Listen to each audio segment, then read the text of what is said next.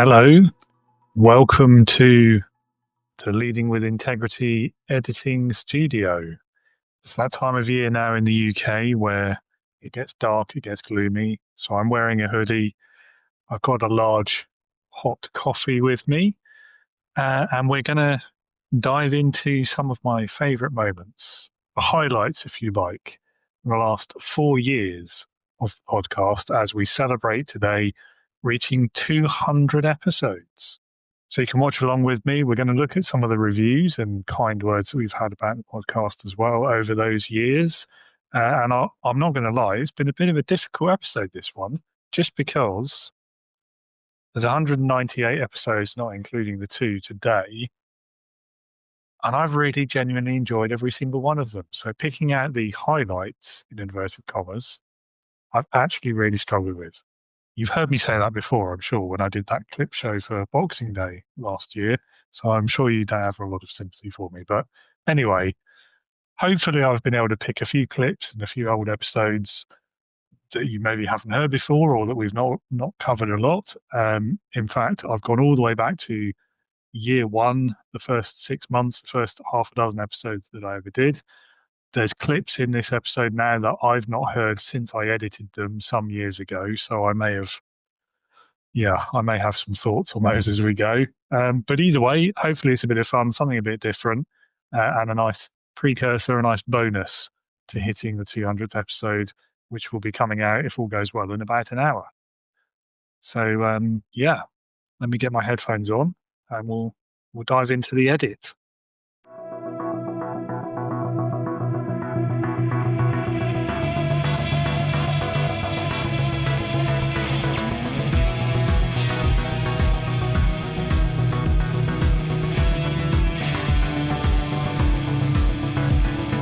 Welcome to the Leading with Integrity podcast. Leadership talk for the modern manager. With your host, David Hatch.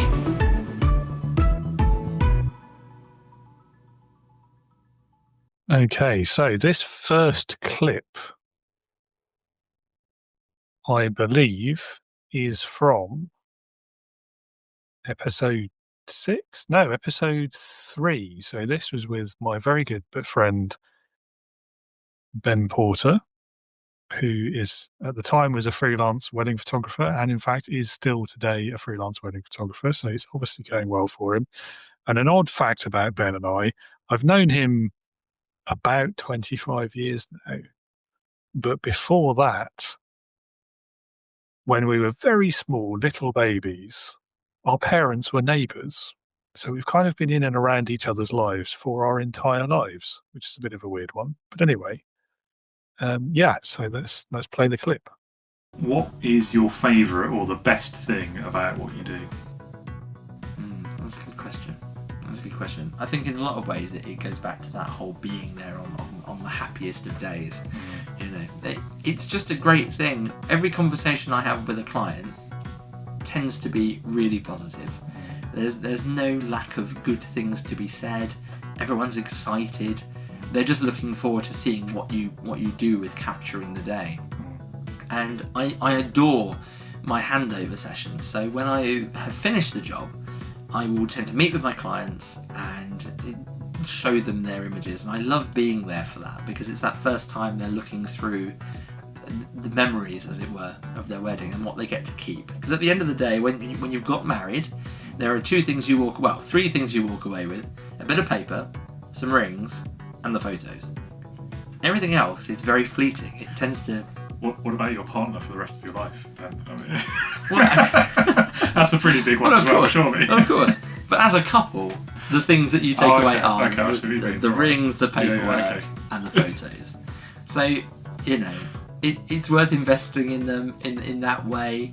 But being there for that first viewing, I find very rewarding. I want to see people enjoying those images, and you know, so far so good. I've not had a session where people have looked through them and been disappointed. Everyone's always very happy, very complimentary, and it's just nice to see them reliving that day. You know, it's only been a few weeks or 6 to 8 weeks down the line, but already that people will be saying, "Oh yeah, no, I missed that on the day, or oh, I remember that happening, I've forgotten that, and it's nice. It's really nice. Definitely one of my favourite bits. I love hearing stories from solopreneurs in particular about why they do what they do and what about it they enjoy so much. And I think, Ben set the benchmark pretty early there in episode 3 ever. So this next clip is from Simon Hawthorne, who spent a lot of time in fact, I think he still works for Transport for London, but in the civil service, the public sector. So we had a really great conversation. I still remember this one today. It was episode 4 of the first season. And we had a great conversation about those kind of differences and similarities between the public and the private sector. So, yeah, let's play this clip as well. This was one of the early ones where it was audio only as well. I did swap back and forth a little bit between doing video and not doing video back then. What good leaders in public organisations get right is they protect their staff from unwarranted criticism. I think every organisation has some warranted criticism and can do better, and helps to create an environment where they can look after them. What they get right is by listening to their staff and creating an environment where they can flourish. So we talked earlier on about, I think it was Apple you said, who imposed this idea of hybrid working, which, a lot of people like. Yeah. But if you don't listen, then you're going to get pushback. And I think a good leader, and certainly my current boss's boss, does that, listens to staff. That is something which potentially big organisations can do better, both in the public sector but I think more private sector, is getting the CEOs and the managing directors and everyone else to go and just talk to the people at the bottom. We need to get better at connecting. It's a network, everything is connected. And if you can create an environment where the apprentice feels quite happy to talk to the director about something, you get this nice cross-pollination of ideas, and you can challenge the status quo. You can go, why do we do it this way? Why don't we do it that way? So if you can create an environment where people feel capable of saying that is a good leader. That is someone who can make sure that we don't get stuck doing the same thing and spinning our wheels. That's a great point from Simon there, and it's a recurring theme actually that comes up quite a lot over the years about those leaders who get too high up in an organisation and too far removed from the actual work, and they forget to occasionally go down. What is it the kids say these days? And touch grass, but actually in a more intentional leadership practice where you are talking to people at all levels of the organisation and making sure you do actually know what's going on and how things work. Far too easy to forget about that, I think. So that's it for season 1. We will come back to it a bit later in this episode. I've got one more clip to share, I think, possibly, technology depending. So as it was quite a short episode, we'll bundle it together with the second year of the podcast, which was when things really took off. It was in this second year that we moved to weekly episodes instead of the seasonal format. So I called it season 2, but it really is year 2. So this was the 2022 episodes. We'll start off with a clip from my conversation with Elena Pastori, who was, and I think still is, as far as I know, a career and leadership coach. It wasn't intentional. I didn't plan to do it. It was just kind of, well, this is comfortable, this is easy, I can rely on the paycheck. It's not the most exciting thing I've ever done, but it pays the bills. And you blink and 10 years have gone past. Yeah, I think comfort is the biggest thing that can lead to complacency in your career and, in other areas of life as well. And even when you know that the grass can be greener or that, you should move on, it's the comfort of knowing what to expect, even if it's something that's not so great, because we as humans like to be all-knowing to the best of our abilities. And we like to be able to predict, and we like to know what's going to happen. And there was this very interesting quote that I read just, a month or so into COVID when the world shut down.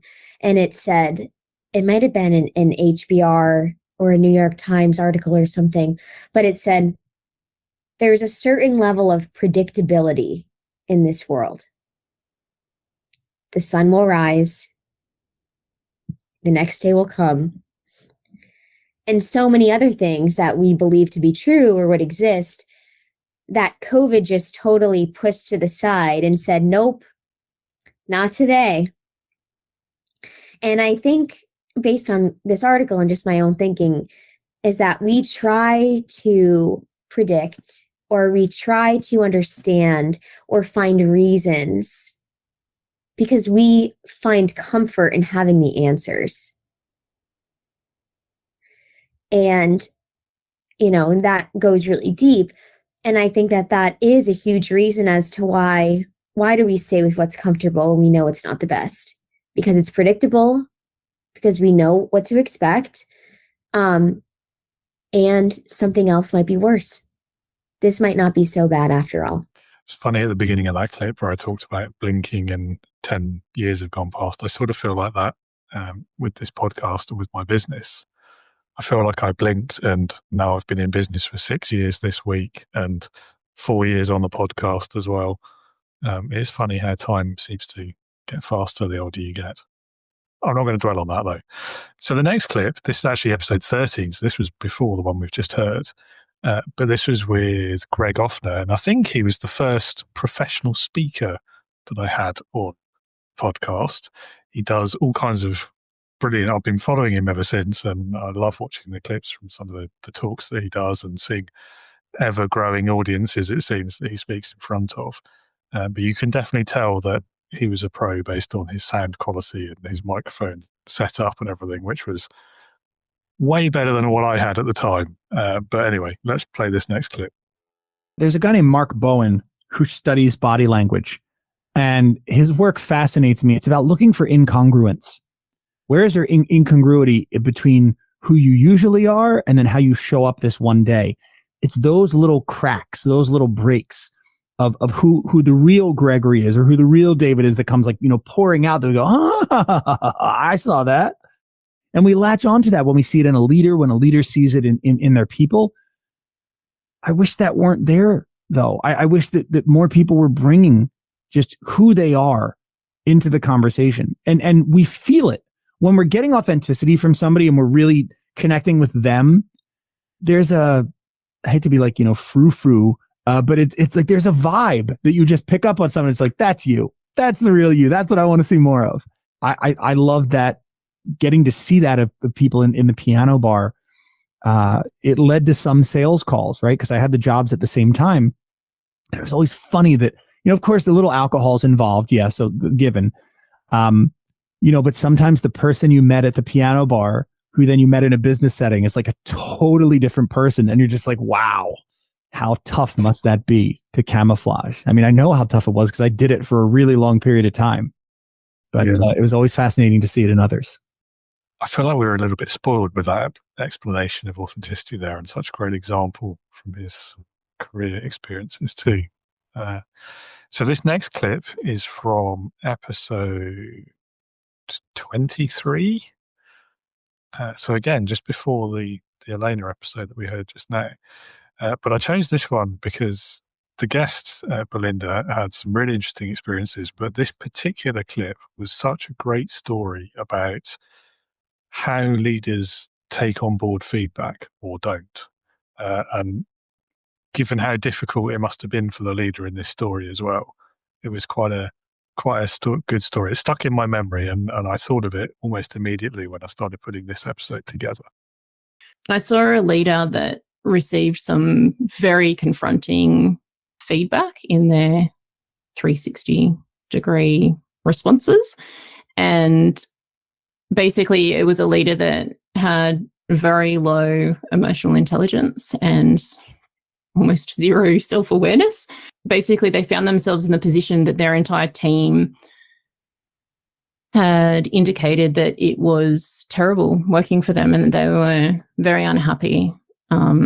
That their style wasn't working, that the way that they communicated wasn't working. Basically, every aspect of their leadership wasn't working. And that leader absolutely broke down over that. And 360-degree feedback is it's a fantastic tool, but it can also be very, very confronting for some people when they don't have a higher level of emotional intelligence and they don't have a high degree of self-awareness. And so this leader really struggled with that, but they didn't sort of spend time wallowing in their self-pity, even though, that feedback was very challenging for them to sort of face up to, but they did face up to it. And so they did all of the things that they thought they needed to do, right? So they spent some time just sort of figuring out what it all kind of meant. Like, how did I end up in this place? How is my perception so different to what my people are telling me? They went and did some coaching. They did a personal development course. They did all of these things. They invested so much into their own personal growth.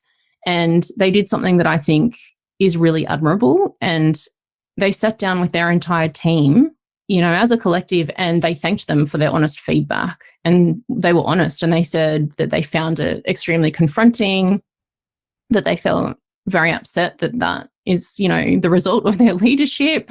But they actually went as far as to tell their team all of the steps that they were taking to improve their leadership.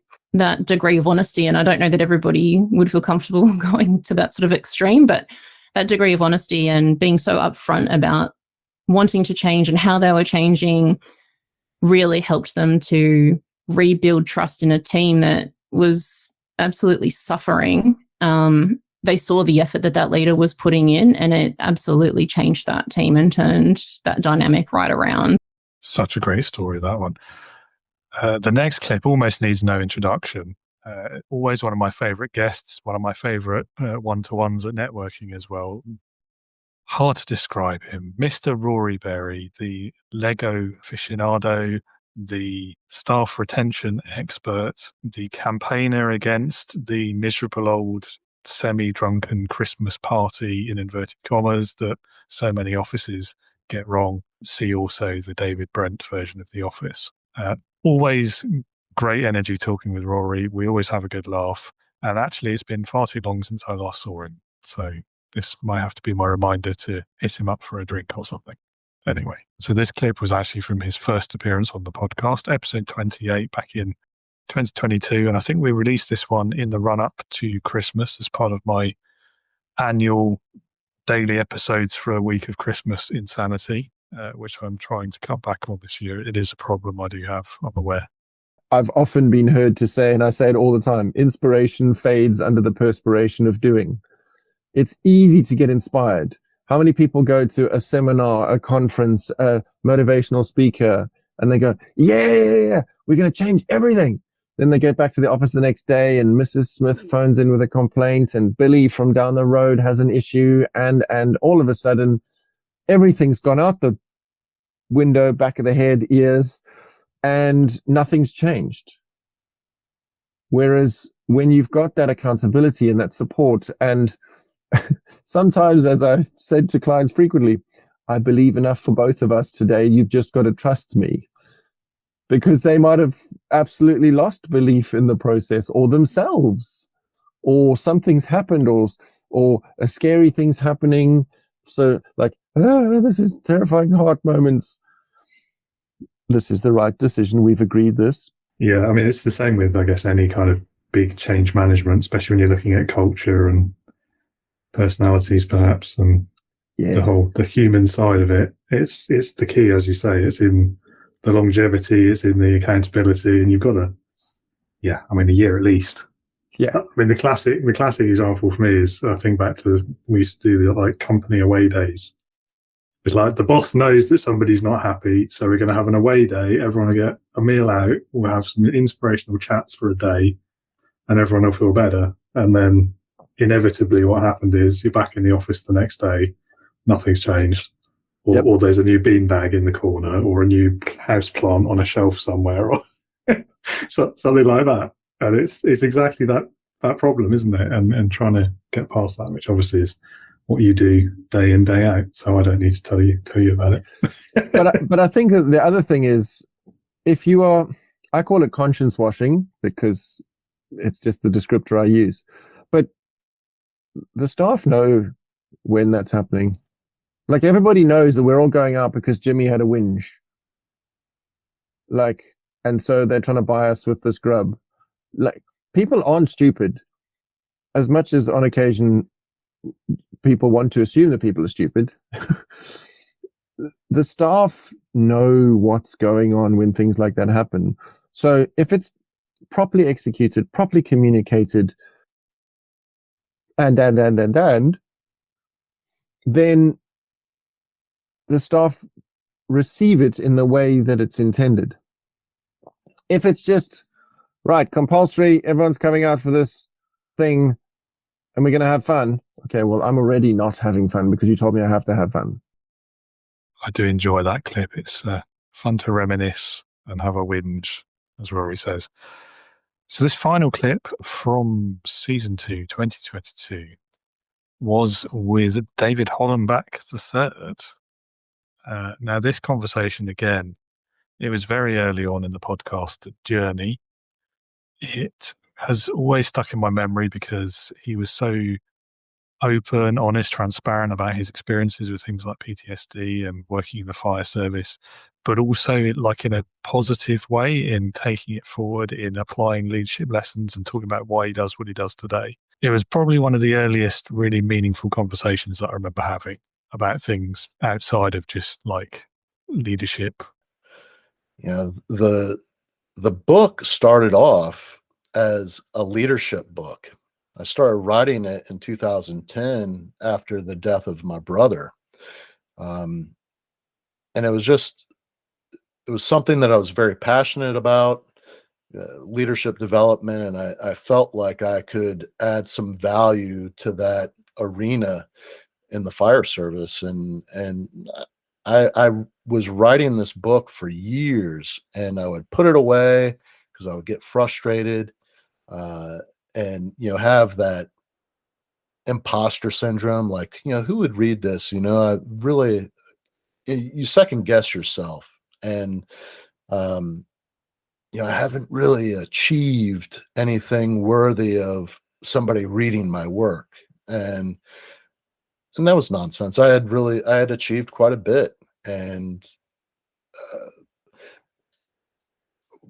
however, it would have been much like any number of leadership books, just theory, philosophy, maybe some experience, but it was really focused on doing everything right. This is how you want to be, blah blah blah. And I really didn't talk about the mistakes that everybody makes, the mistakes that I made, the lessons that I learned. And I've found that the most valuable lessons that I've learned in my career all stemmed from huge mistakes that I made. And looking back, when I was responsible for holding people accountable for mistakes that they made, I mean, in some instances, I was kind of hard on people. And then in other instances, I was fairly understanding. And that, I would say that was later on in my career when I really wanted people to make decisions on their own. When time was of the essence, I wanted them to feel comfortable making decisions, even if they weren't exactly sure. If they made a mistake, we could address that at the time, but not making a decision could be detrimental.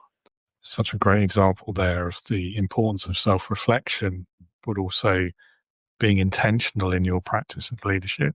So before we move on to some clips from season 3, it occurs to me that I've never really looked at, well, not so much looked at, but talked about some of the amazing reviews that we've had from you listeners over the years. So there's over 40 of them on Apple Podcasts alone. So I thought it might be fun to just skip through a few and maybe read out one or two that made me smile. So let's have a quick look. Loading. Please hold, caller. Wow. I mean, there's quite a lot here with 5 stars. Pretty much all of them, in fact. So that's nice to see. Thank you, everyone who's left one. I really appreciate that. Here we go. A tectonic mindset shift. What a gem of a podcast. I just listened to the episode with Clay Moffat. Had a complete mindset shift on trustworthiness. Excellent host with world-class guests to be found on this podcast. Well, thank you to host New Normal Big Life, whoever you are. Excellent conversations. Thank you for these insightful conversations. I really enjoyed learning more about EQ as a leader in an organization and boundaries. I am a coach. I work with both things in personal lives. So it's fun for me to listen in and learn how these things also amplify the work world. Thank you. Well, thank you, Susie, for that review as well. Much appreciated. And there's a review here from somebody called Lady Blackwood. The title is David is Great. Well, thank you. So are you. I recognize a few of these reviewer names as well as past guests. So thank you for that. You know who you are. More, please. So from Just Me 514. Really enjoy David's leadership conversations. They feel honest and practical. There's plenty I can take into my own work. Brings a grounded, approachable style that makes even big leadership topics feel relatable. Sometimes I wish he'd go a little deeper, but overall it's a podcast I keep going back to for inspiration. Well, that's nice to hear, particularly about the honest and practical, giving you something that you can take back to your own role, because that's the intention behind the podcast. So I always love having feedback like that. And I'd love to go deeper, but I do sometimes worry about episode length and it getting out of hand. But maybe we'll start doing that every month or so. We'll go a few more hours long. I don't know. We'll watch this space. So I have to have a think about that. Definitely recommend the Christmas and New Year specials, though, if you're after longer ones, because I think both of those last year ran over 3 hours. So, but yes, thank you for that review. Very kind. I will do one more and then we'll move on. So this one is from somebody called Happy Granddaughter. Raw leadership at its finest. David asks very poignant questions, dives deep into the struggles of daily leadership. I love that he's not talking about ideal leadership, but the realities of leading with integrity in a challenging world. And again, that's so nice to hear, such lovely feedback, because it really hits the nail on the head of what I'm trying to do with leading with integrity with this podcast. So thank you, whoever you are as well, Happy Granddaughter. And thank you to everyone who's submitted these reviews. Some of them are really very kind, lovely to read, and put a smile on my face. So keep them coming. Thank you very much, everyone. Where were we? Right. So back to the clips, the highlights from the last 4 years. We're now on season 3, 2023, the third year of the podcast. And I felt in a lot of ways at the time, this is where we started to really hit our stride, if you like. So this first clip was actually that first episode of the year with Chancellor Jackson, who at the time was running 2.5 businesses. Knowing him, it's probably a lot more by now. I have kept following him on Instagram, among other places since. I do love keeping track of all these lovely guests and finding out what they go on to do. Big and wonderful things, I'm sure. He was also, at the time of this episode, a recently published author. So he'd written a book about what happened when he went on a sports trip, I think it was, to Beijing, spent 14 days there, got caught doing something a bit silly, was arrested, and all of his experiences around that. But in this clip, one of the other things that he was doing at the time was coaching football, American football, that is, for any English in the audience. So we talk in this clip about the responsibility of a teacher and the role that they play in people's lives and what impact, what implications that has for leadership. Don't be them coaches that I had that just shouldn't have been coaching, the teachers that shouldn't have been teaching, the individuals that shouldn't be in these positions. You're supposed to be here for the kids and put the kids first and make sure that you're doing right by them. If you in it for you, then you don't need to be in the field. It's a social service, you know what I'm saying? It's bigger than you. So you can't be selfish and try to work with other people. Nah, you need to try to find you a gig on the internet selling something so you ain't got to deal with nobody, you know what I'm saying, on that type of time. But yeah, man, don't be people that you experienced in your journey that you didn't enjoy. Funny you should say that. I say it quite a lot, but nearly everyone I speak to, not just podcast guests, but nearly everyone I talk to, they've all got a story about that terrible manager. You know, the guy made them quit their job, or made them, break down crying at work, or have to leave because of stress, or whatever else. There's much more horrible examples, I'm sure. We'll talk about those. Honestly, this person dictates your athletic career, has the control, has that control in their hand, depending on if you, not everybody can just up and transfer schools, or, you know what I'm saying, afford to go to all these trainings and work with all these trainers and go to all these camps so they can get exposure. Not everybody can do that. So it's like, only thing I got is, man, it's school. You know what I'm saying? And this coach, this program, this football program, and what I put forth into it. And you put your all into it. And your coach not even try to help you get to the next level. Yeah, it's definitely can't be what I experienced. Can't be that. Because it affects kids are impressionable. They nothing but sponges.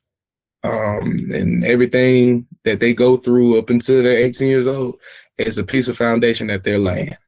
And very much the same could be said of leaders and leadership, I believe. This next clip was from one of my favorite all-time episodes. The guest was Catherine McCord. We've struck up quite a podcasting friendship over the years. I've been on her show a couple of times as well. And I always just love her take on things, her perspective, and the way she tells these stories. So, well, you'll see what I mean if you've not heard her episode, but it's episode 39. Highly recommend it.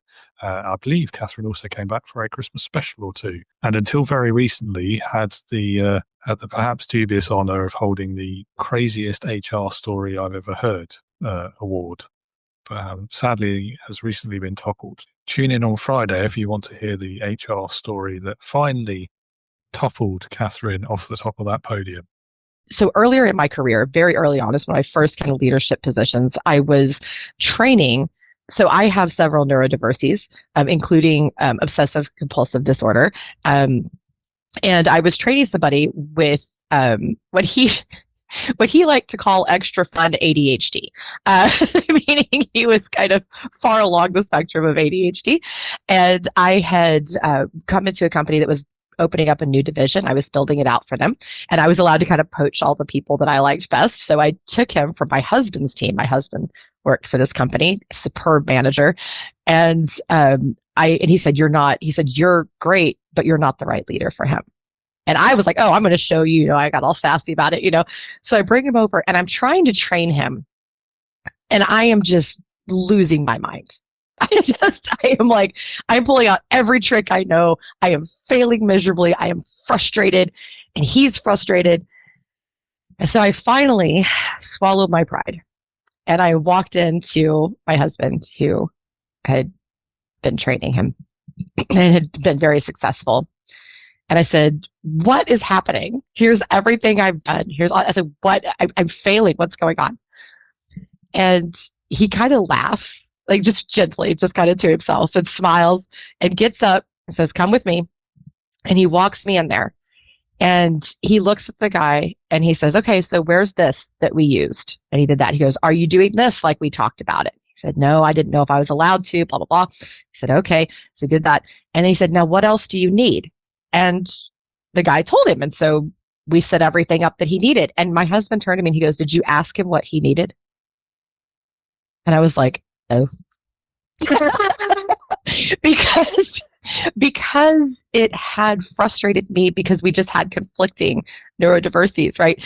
I had just completely forgotten the most simple element was to create the psychological safety for him to tell me what he needed, because there were tools he was missing that he didn't know if he could ask about using. And I had forgotten just to ask him. Ask your people. That's the easiest part about inclusion. Just ask them. What do you need? What do you want? What's going on with you? And so, it's okay to fail. I failed there, but then we had success after that and things got great and it was good. So it's okay to have little failures. It's what you do to correct them. It's not about perfection. Quite a powerful story about just the simplicity of asking what they need, isn't it? And so many managers just forget that question. One of the other big recurring themes on the podcast is this importance of context and individuals, and recognizing individual needs, differences, and then using that knowledge to make yourself a better leader. And that's a great example, I think, the story that Catherine just shared. This next clip was from a really interesting conversation I had with Justin Breen about visionary leadership, what it means, what it looks like, why it matters. And this is quite a short clip, but he was very good at getting to the point and explaining things very clearly and concisely. So see what you think of this one. Most words, they start with a dictionary meaning. And so like entrepreneur, it's like you take something of lower value and create higher value with it. And with visionary, I look at it as, so most folks, business owners, consultants, humans, they care about revenue, office space, like material things. That's fine, by the way. That's most people. And then visionaries, they care about purpose, spending time with family and loved ones, and connecting the right folks, transformational. And so business owners, humans, consultants, that's 99% of the world, 99.9. They're trying to change their world there. And then a true visionary is trying to change the world. So it's a the versus there. So this is what leadership means to me. Okay. Very simple. If you are not a litmus test for the people you serve, then you are a hypocrite. So the purpose of my life is to be connecting superhero for every visionary who shares their stories with the world. So I am a litmus test for that. I am visionary sharing my story with the world. That is what leadership is to me, being a litmus test for the people that you serve. Or put another way, leading by example. Thank you. That was a fun conversation. I enjoyed that one. And going straight into another one that I absolutely loved. It will be no surprise to any long-time listener because you'll know about my love of sci-fi and Star Trek in particular. So I was very pleased to have on the show Jeff Aiken, who at the time was hosting a podcast called the Starfleet Leadership Academy, where he examined episodes of Star Trek through the lens of leadership lessons. So we geeked out a lot in this one. And this is quite a long clip because I couldn't cut it. I was enjoying it too much. So we talked about the leaders from the original series of Star Trek in particular, and that triumvirate that I've spoken about a few times since. And this was kind of where I guess I originated that idea in terms of it being on podcasts. But it's been something that I've always admired about that original version of the show. She was the top of the org chart. There were no admirals. There was no Starfleet command. There was no one to come and help. When she needed someone to come and help, she went and found that someone to help and enrolled them. She allied with the Borg, who were our mortal enemies, but found a way to come together. I think that she brings a lot of the qualities that Picard had, couples those without a leadership structure, but then also adds in some of the great stuff Sisko had. One of the things I loved about Sisko was when he would cook for his for the senior staff, like in his quarters. He'd cook for them and they'd share a meal. Pike does this also in Strange New Worlds, and it's just such a powerful statement of humility, really, to open your home to people, cook and serve them. There's a real allegory, real metaphor that occurs there, but it brings teams together. And I think Janeway really pulled a lot of those great pieces from them. And then, of course, she had that piece of Kirk where she's just like, I don't like what you're doing, and I'm going to fight you about it. We're going to fix this. But yeah, I think, Janeway to me is just, I really look up to her as a leader. Yeah. Okay. I might be coming around to your point of view there. Yeah. I think for me, it's probably the new version of Pike. I agree. I think just from when he appeared in that other series. Yeah, that one that shall no longer be pretty soon. Yeah. Almost from the first moment, like he's coming in as a captain of a quite punch-drunk crew, shall we say. Uh-huh. And from the first conversations he has with each and every one of those people, he's immediately establishing that I'm a different kind of leader. I'm here to support you. And that's what I consider the kind of the modern approach to leadership. And he just does it and he gets it right. And even people who aren't that happy with the fact that he's there in the first place, within pretty short space of time, they're on board with it. Yeah. Because of how, he's just a really good leader. I think another one that would be high up my list is actually Spock. Really? Because I think there's a certain dignity and a massive skill in playing number two to such a massively famous character. Well, character in the sense of he's a fictional character, but also character in the sense of the massive personality that Kirk always was, right? So, Yeah. and Spock can do that, and yet he can still, you see it in the films perhaps more than the series, he still has this way of exerting his own leadership as well in each of those situations, and it's quite powerful to watch sometimes, I think. It is. I always feel that in the original, one of the things I love about the original series is they have almost the perfect leader, but the perfect leader is Kirk, Spock, and McCoy. It's the trio. And it really demonstrates that you don't have to lead alone. In fact, you're better when you don't.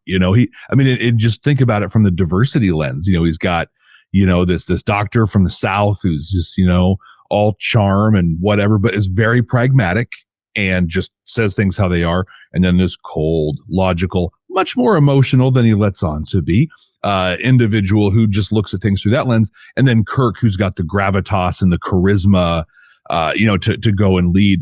One of my favorite book series is Frank Herbert's Dune. And Dune is actually about more than sandworms. Shocker for some people. The whole story arc is about the danger of charismatic leaders.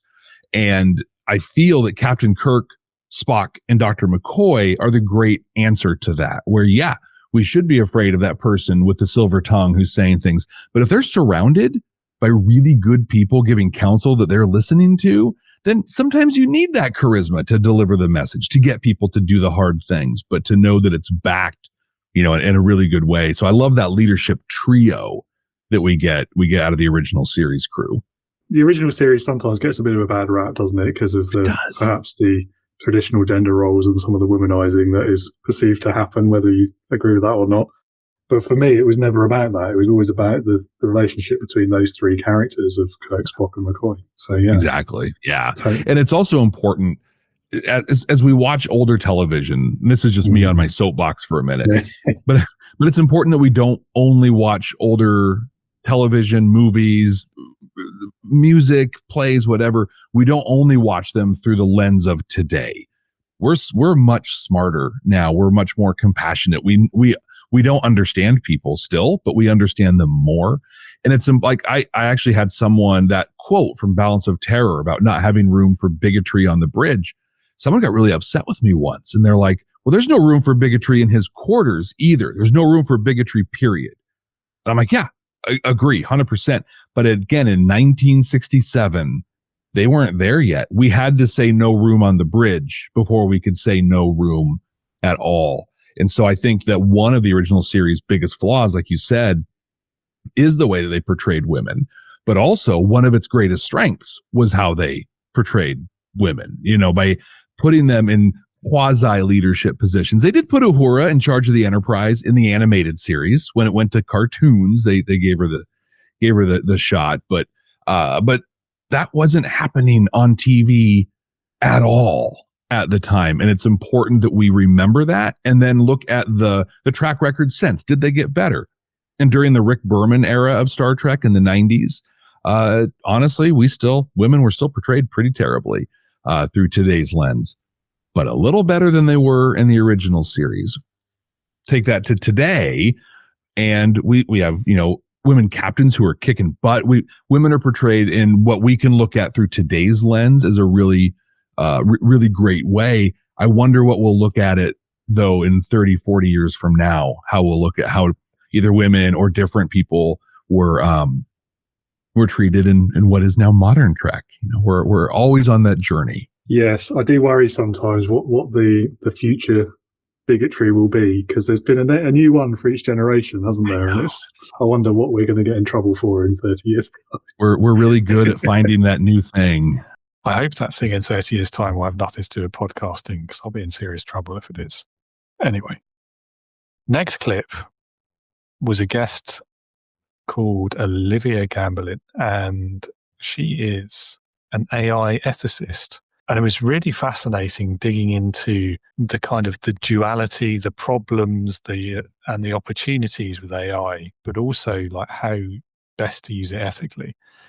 Olivia also had a fair bit of experience running teams and as a leader as well. So this clip is actually her talking about leadership lessons that she'd learned from her career. And I believe since we had this conversation, in fact, this year potentially, she's recently published a book as well. So maybe go and look her up and get a copy of that. Understanding that it is okay to show weakness as a leader and ask for help from people, not only within my network, but also from my team, to be able to say to my team, look, I am having a hard week, or I don't know what to do in this situation. I'm trying to figure it out. Being able to show weakness is a lot.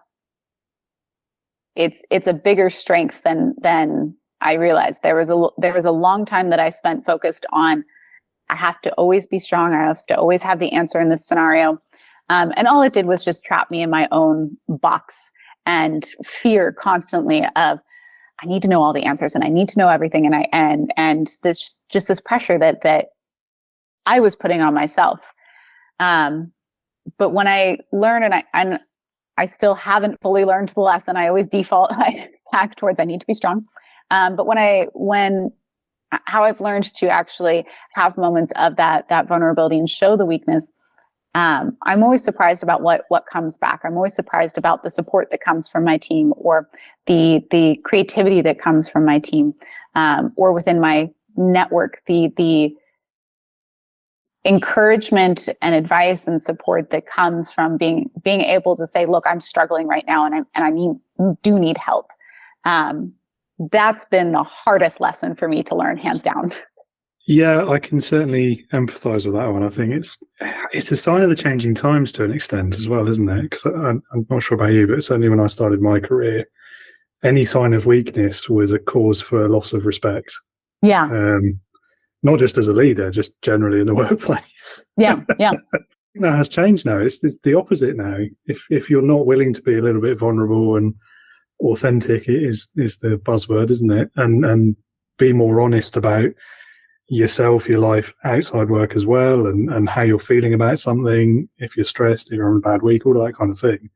Actually, it builds trust, it builds respect. People feel trusted as well because you're sharing something with them. And I think it's the expectation now, almost. Exactly. Such an important lesson there. And again, a recurring theme for leadership, really, every conversation I have, not just on the podcast. But that sort of myth about leaders needing to know the answers and be confident, all these other actually quite damaging and harmful ideas, it's that simple concept of vulnerability sometimes that can really just save you from some of those worst impacts. This next guest is probably one of the ones that I get comments about most often from people who've listened to the show. And this was the episode where I felt like things had really started to take off in terms of those vanity metrics of listens and plays and views and clicks. But it's Mr. JJ Brune, the retired spy, who had some brilliant stories from his career in the intelligence world, some quite scary situations, not to mention some great leadership insights and lessons about like human behavior and how to get the most from people, how to understand people better. A lot of members within the intelligence community, we don't necessarily miss the job per se. We miss the gang. We miss the interaction. I have these deployments, but you know what? I have more fun, more memorable events during the training, because we're acluistic, one without a clue. Like, I've never interrogated.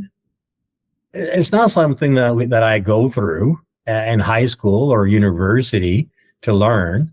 It's like, no, and you're really not good at it at the front. When we first had to train to do a harsh interrogation, they put a paper silhouette of a person in front of you, and you have to yell at that person for 9 minutes nonstop. What am I going to talk about in 9 minutes? Like, you got to be really creative. I was done in 15 seconds because all of my English swear words, like, I've used them all. And then, so at the end, you know what? I'd start interrogating in French. And when I did have a live event with a live instructor, because this is where you're going to be evaluated, And I went in and I was using the different approaches, the friendly approach, the mother approach, the lawyer, not the lawyer approach, but the leader approach, the harsh, anything. You need to be able to switch and change. And I was sure that I was failing. Like, it was not going well at all. Like, because everything that I was trying, he was not biting in. And I said, well, heck with this then. I'm just going to go French. And I went French on him, up, down, left, right. I just went and I called him everything that I could call him, and just that saved my bacon. Because as soon as I switched, I got into his brain. He did not know where I was going. He just knew I was real. And then I was in, as in, because that's what you're looking to go, is to go inside the person's brain and start questioning and because they don't know what to do next. And that was an aha moment in regards to, oh. So a lot of the character building moments, the failures, if you wish, during your training. Quite a powerful clip that covers things like the teamwork aspect and what makes a team memorable, as well as the power of failure and the lessons you can learn from it. So yeah, great conversation. Really enjoyed that one. So before we move on to season 4, which was 2024, or last year at time of recording anyway, I read out some reviews earlier, and I would just like to also mention, it's not just listeners with nice things to say. I've also been very lucky to get nearly 70 5-star reviews now on Podmatch from guests who've had a great experience being on the show. So again, I mean, here's a couple of examples that made me chuckle. I mean, there's one here, this episode's not even released yet, but it was Pascal Mboa. This review did make me laugh. Having this conversation with David at 6 a.m. was such a great way to start the day. He's a kind, intentional host with a real passion for his audience, asking thoughtful questions that bring out the best insights for his listeners. We had an incredible exchange of knowledge and ideas, and most importantly, we shared practical steps to help people better understand their wiring and reconnect with their natural power. And it was a great conversation, actually. I really did enjoy it. That review made me laugh because that first sentence, you could take it sarcastically, but actually it really wasn't. And when you hear that episode later this year, I think you'll get it. You'll understand. Oh, here's one from Gary Chan, whose episode was out just 2 days ago, The Mentalist, the Security Mentalist. David is a fantastic podcast host. Came well prepared, adapted his questions dynamically based on my responses. His passion for leadership is evident, making the conversation highly engaging because he not only asked thoughtful questions, but also shared valuable insights of his own. Well, thank you for noticing, Gary. The feeling's mutual. It was a really great conversation. And I still haven't quite got over that card trick that you played on me at the end of the episode either. All right, moving on then. Season 4. We will start season 4 with an extract from a conversation I had with Jimmy Okabanjo, and this was about leadership, workplace trauma. We talked about diversity, equity, inclusion, discrimination a little bit as well. And it was a really important and meaningful conversation. But we also bonded over our mutual love of Star Trek. And I'm afraid that's what this clip is about. But definitely you need to go and listen to that whole episode. Jimmy was such a great guest. She was very open about some really difficult experiences, actually. And there are lessons in there for people who may be experiencing discrimination, but also leaders, bosses, managers, about how not to handle things and what you should be doing instead. So it's episode 93. Do go and give it a listen. And in the meantime, here's a nice little spoiler for you. Even like in the future, it's over-indexed with humans. Mm-hmm. It's not the most of us. You go to all the aliens that sit on all the judges. You may have one person that isn't human, but the rest are all human. And largely, European humans, but still a lot of humans, a lot of humanoids. So very few gaseous races that are represented in the Federation. So it's very,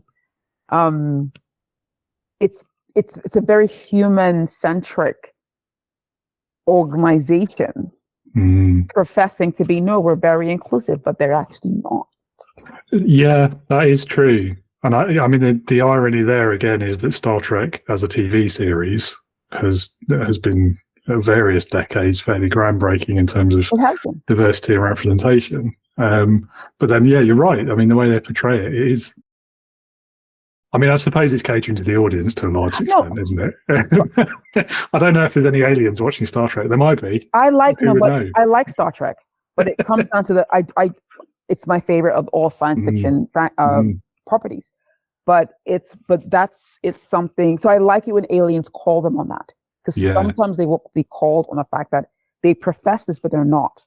And it's good to see them wrestling with their own issues, because Star Trek tries to tell a story.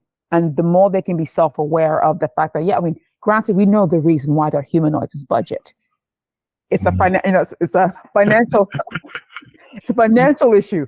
We understand that. So, maybe in 50 years, when technology is even better and cheaper, we'll see a lot more different shapes. Yeah. Also, as human beings, we like to see humans or humanoid type creatures. It might be hard if the entire bridge is ooze with bubbles. I understand, but it's also a great space to talk about, to bring that into conversation about the fact that the Federation, over half their vessels are human, but humans are not the only ones in the entire race. 1,000 years in the future, and Discovery goes to the future.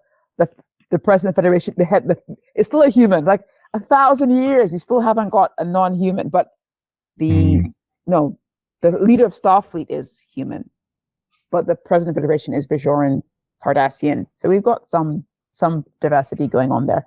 So I just feel it's a great space to have that conversation, and it's good in terms of, I'm not saying this to knock it, because I actually like the show. There'll probably be episodes where they're called on this, because it's a chance for Star Trek, again, to comment on these society issues in a way that they uniquely can, by putting the camera against them on themselves. It's like the enslavement of Starfleet's ongoing enslavement of artificial intelligence. Like it's like the whole data thing happened, the whole Doctor happened, and they're still enslaving images and enslaving holograms after Voyager. Like we saw all the Doctor episodes. Yeah. And it's like they're not even, and it's not being discussed like it's a prejudice the Federation has. That there's, because it's such an interesting one as well, particularly with the holograms, because I mean that came across in quite a few of the series. There was the whole storyline in DS9 about it as well, and it does make me wonder, like, if humanity today encountered an emerging intelligent form of life, how would we deal with it? What would we do? And this is the power of sci-fi, isn't it? That's why I love it. So my theory is we'd enslave it, exploit it for resources, or eat it. That's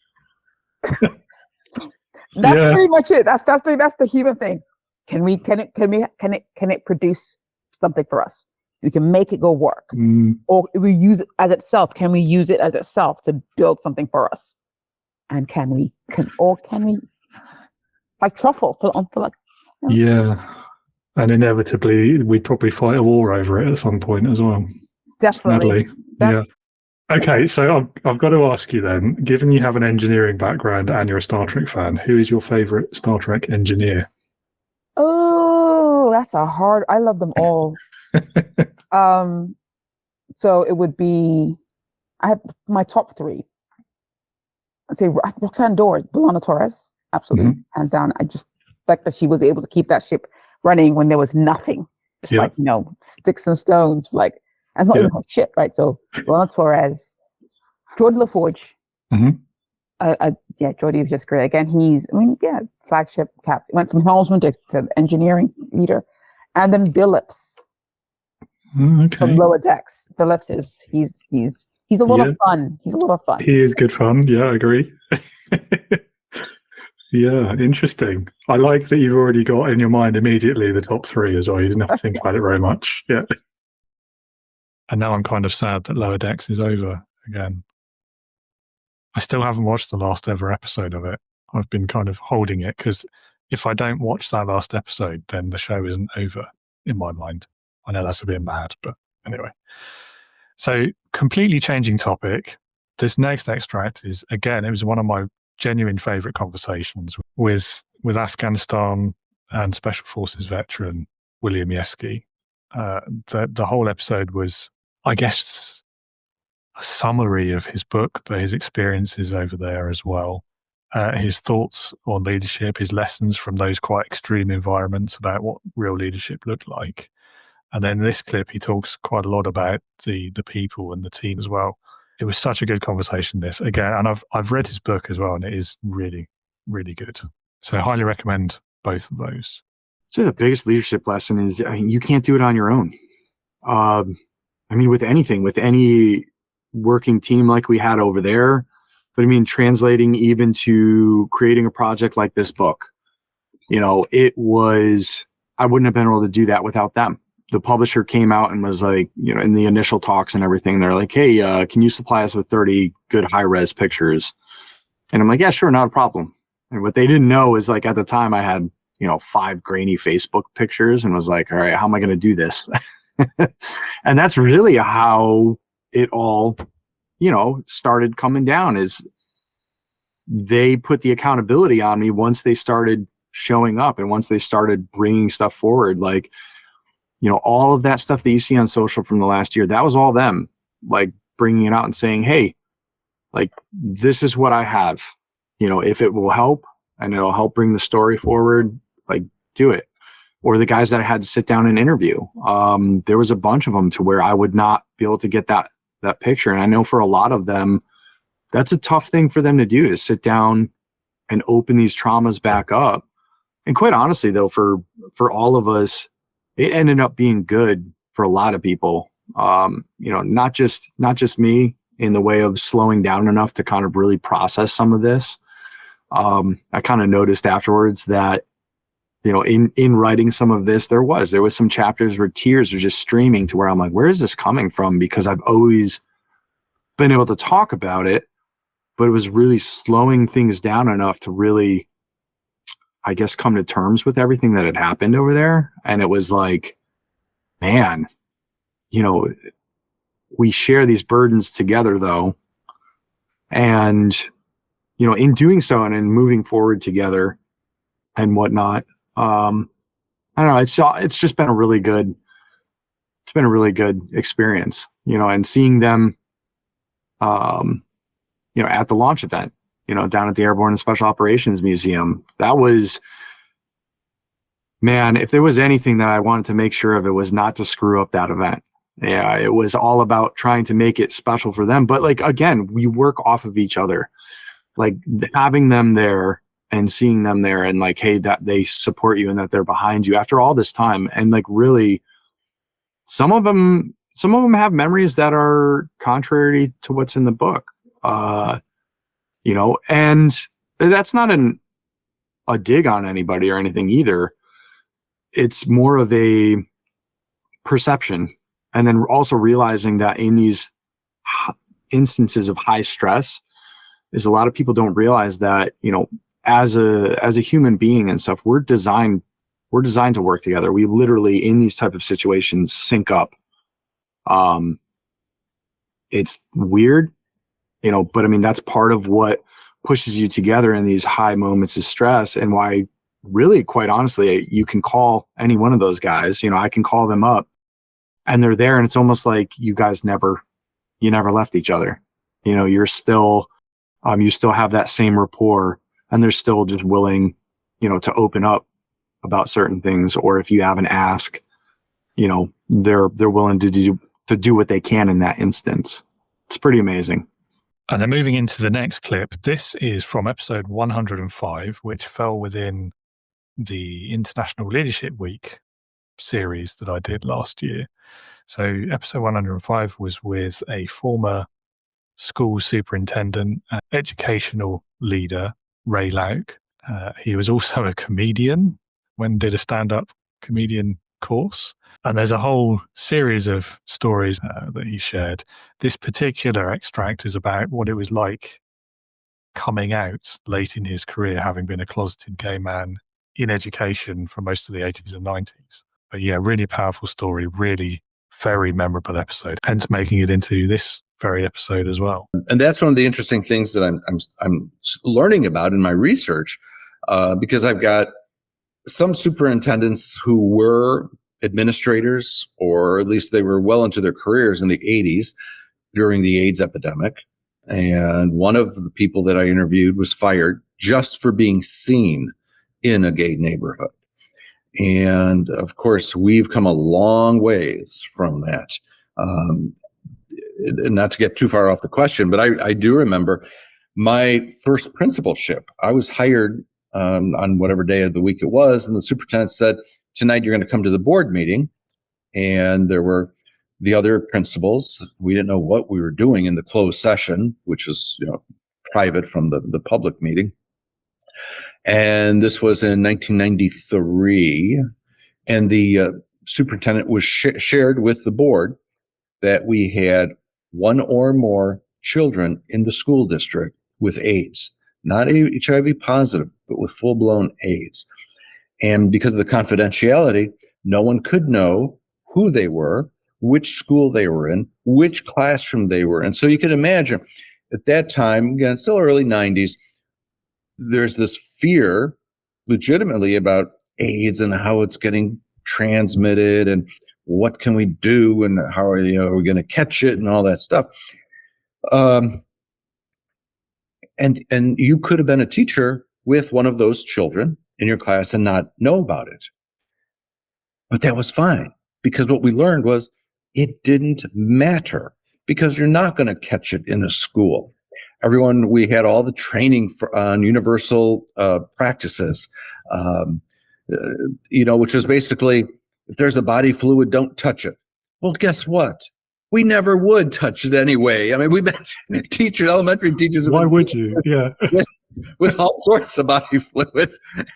And the younger the kids are, the more the body fluids there are in a classroom. Yeah, sure, and we didn't need to be told, don't touch it. We weren't touching it anyway. But, over time, we kind of got over that fear. And so there were those superintendents that came up through that period. And then I'm seeing other groups of superintendents who some will say, I'm a superintendent, period. Who I sleep with, what my personal life is irrelevant to my job. Then there are other superintendents who say, nonsense. I am a gay superintendent and I am an advocate for my LGBTQ students. And that's very much their sexual identity is very much tied to their professional identity as well. So, which side of that debate would you fall on, do you think, if you were to do it again? Yeah, good question. I would probably have been the advocate. And when I came out, so I came out in 2010. First, I came out to my family. And then the next question was, do I come out at work too? Because superintendency is a very political position.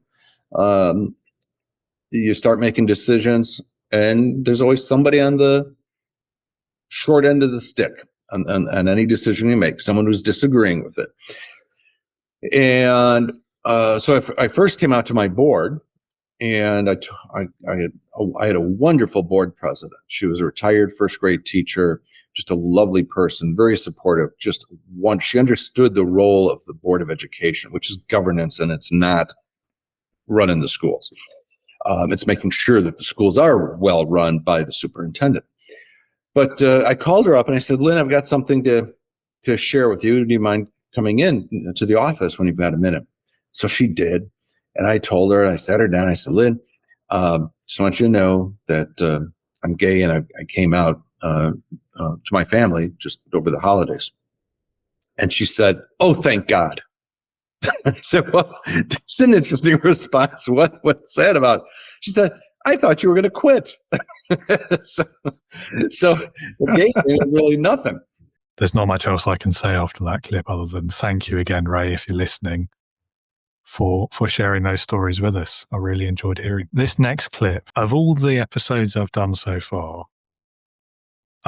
he may laugh if he hears me say this, but this was the one genuinely I was most nervous about beforehand. It was episode 109. The guest was Drew Dudley. He's been on a couple of times now because he came back for the Christmas and the New Year episodes at the end of last year.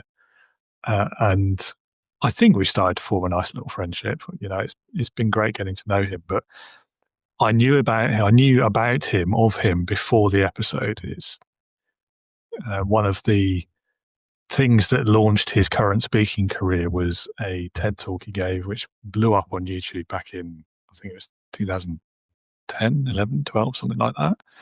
And I'd seen it at the time whilst I was in a leadership position, whilst I wasn't having a great time at work.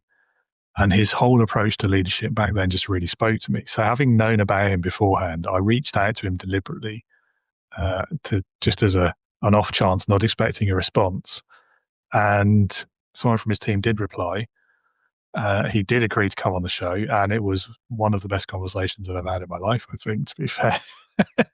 But it was that old maxim about don't meet your heroes. You know, I ask every guest at the end of every episode, who would be your leadership hero?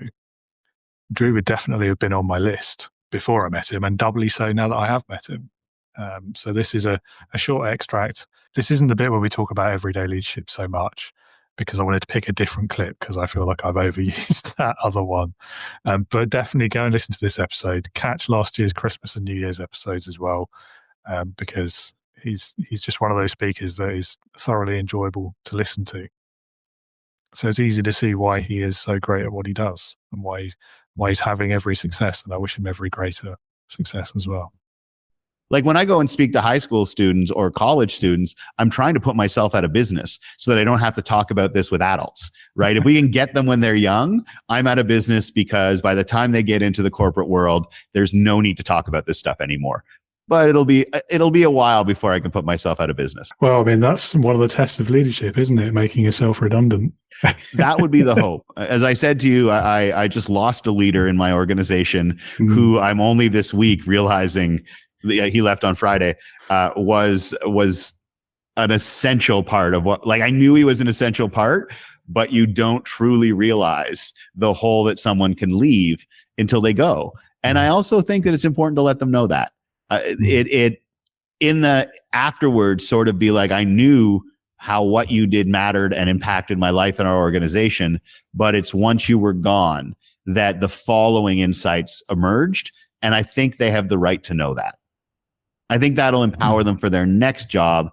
And I think if you can, like I said, not try to create great jobs, but try to empower people to become the type of people who are great at jobs, I think that's extraordinary leadership. Yeah, and if you do the second one, then almost by default, you're going to do the first anyway, I suspect. So many of the things we're taught are goals in leadership: money, power, influence, prestige. They're not goals. They're the natural byproducts that come from living your values and leading with integrity. So many of the goals we're taught to chase are not goals. They are byproducts of daily behavior. And if we can focus on the daily behavior, then people get to the byproducts. Loved that. Drew also, I should say, launched his own podcast at the beginning of this year. So go and find that and give it a listen too. It's really good. And speaking of people who have their own podcasts, I couldn't do a highlights of the Leading with Integrity show episode without featuring these next two, this husband and wife team. They are Alan and Emily Braithwaite of the famous Yellow Tuxedo and the Digital Circus. I'm fortunate enough that I have fairly regular conversations with these two. I've actually joined their online membership, and I always leave a conversation with one or both of these two people with a smile on my face.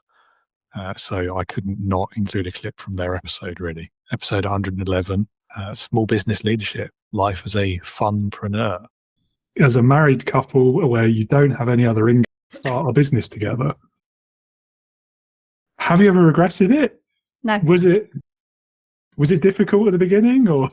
It's never. I'll let you answer, Emily. No, Alan and I have this question a lot, actually, and people go, "Oh, I could never work with my other half, could never do it," and we the same answer comes out, and if you get asked on a podcast, it's the same answer. The answer is no. We've never regretted it. Love the adventure together. I would love, I'm working with my best friend. It's brilliant. It's absolutely fantastic. We have this ability to know that we've got very different skill sets. We've got very different experiences. We have different career paths from before we worked together, but we have commonality in the fact that we are working towards the same goal. So that is a strength that a lot of people don't get. And my family background is that I grew up in a family business. So my grandfather had a chain of, or many businesses. He was a serial entrepreneur. So it's no surprise that I'm now in that kind of realm as well. But he started a chain of nursery goods shops. So buggies, pushchairs, that kind of stuff. And we had 4 shops between the family. And my mum and dad had one, my uncle had one, that kind of stuff. So I've always been around family business and seeing out that dynamic, and it's been an interesting learning curve. Now, fast forward a few years, when we started Bailey Bell Tents, we also did have family members working with us outside of us two. Never again. Never again would we work that closely to family and friends in that kind of... The motivation is very, very different. And so I'll use my dad as an example, but this is not a diss on my dad, but my dad is like, well, what is this to make? We need to graft and we need to do this, because that's traditional values of how you work. Whereas Alan and myself are a bit, let's work smarter, not harder sometimes. Let's work at structure. Let's look at different models of business and look at online. Let's look at global. And we're using those quite different words to what was in the 1980s, let's just stay in your lane, do this. So the fact that Alan and I, we recognize the nuances of family business, and I've come into that in a relationship knowing some of those lessons as well from what my mum and dad would have had. We are both very ambitious. We are both very driven. We're both very gregarious. We are both very, we don't suffer fools, and we have a very clear vision of where we're trying to get to. And it's quite an exciting place to be there, where Alan could have the stupidest idea in the world, but it's not stupid.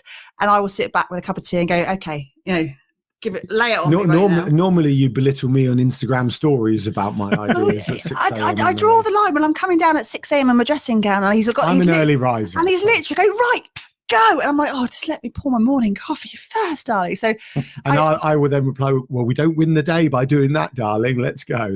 But I do think coming back, it's having those different skill sets, which is really, and not just in terms of practical skill sets, but in personality skill sets as well. Again, every time I revisit or hear or have a conversation with these two, I always come away with something useful, tangible.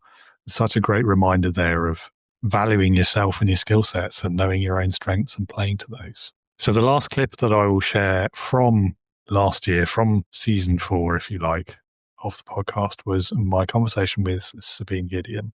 And this was, again, we talked about so many different concepts of leadership, like confidence, influence, how to have impact, how to elevate the way that you were leading.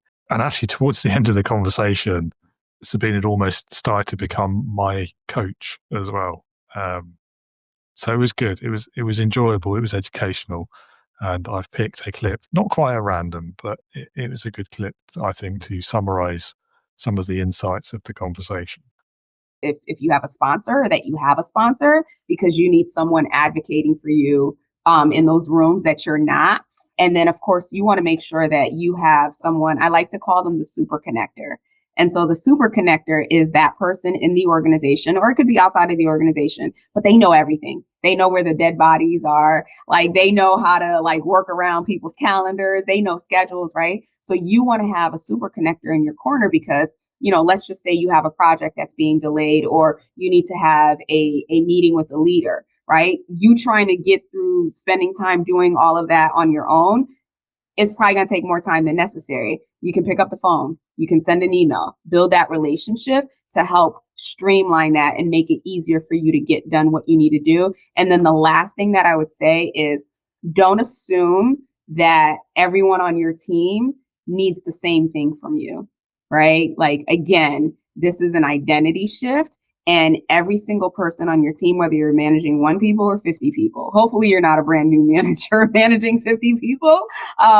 But everyone is an individual, and having that mindset and an understanding doesn't mean that you have to contort yourself to support everyone, but you need to understand that John works like this. He's motivated by this. These are his drives. These are his needs. Susie is motivated by this. And to the extent that you can, if you can't support them, being able to direct them to the resources that they need. And that's a great point, I think, to end on that series. One of the lessons I've learned the most since I've gone into business by myself, and it's something I wish I'd picked up way earlier in my career, because it probably would have been really helpful if I had, is how important it is to build a network. And that can be within your organization, within your job, if you don't fancy doing it outside, or it can be like going out, meeting new people. Even if you're not in a sales role, it is important to have a wider group of people you can go to for advice, for support, etc. So we only have one season left, and that's this year's season, in fact. I'm not going to choose loads of long clips from this one because hopefully it's more recent in everyone's memory.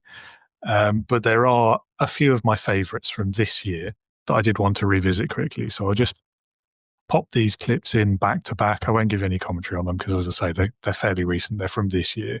But in order, they are Jim Bouchard, the leadership sensei, Jody Newman, innovator extraordinaire, Alex Sanfilippo, podcasting advocate and founder of podmatch.com, Emma Gabor, the non-profit leader and historian. We had a great conversation about witchcraft, among other things. Dan Moore, the branding expert and graphic designer. In fact, the very man responsible for the excellent Leading with Integrity rebrand, all the new artwork and logos and visual identity that you've been seeing this year. We did that project. We started it this time last year, I think. And I couldn't be happier with the results. And it was great to get him on the podcast as well. Then we've also got a clip from Vinny Potestivo, the marketing and online visibility expert to the stars.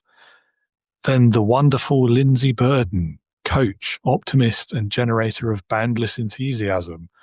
And then finally, Mr. Michael Dillard, leadership and burnout expert and former US diplomat.